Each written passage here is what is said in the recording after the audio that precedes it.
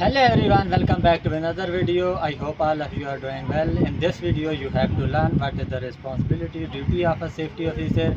If you are new to our channel, please subscribe our channel and press the bell icon for more informative video. Stay tuned, let's begin the video. What is the responsibility of a safety officer? The responsibility of a safety officer: check the work permit procedure, follow as per the client instruction.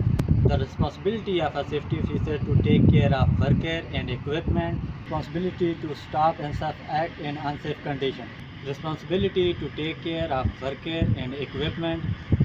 Responsibility to conduct toolbox talk before starting the work.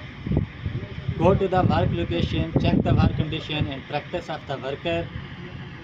Discuss site related issue during site safety internal meeting. Prepare daily safety observation report.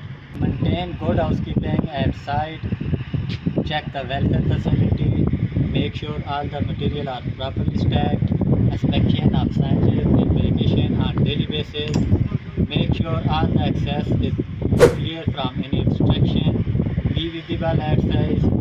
Report immediately to the supervisor in case of any near miss, accident or incident.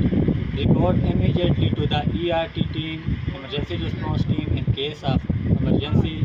All activities should monitor properly. All hand tool, power tool, equipment and firefighting equipment shall be inspected and updated color code. For more informative video, please don't forget to subscribe our channel and press the bell icon.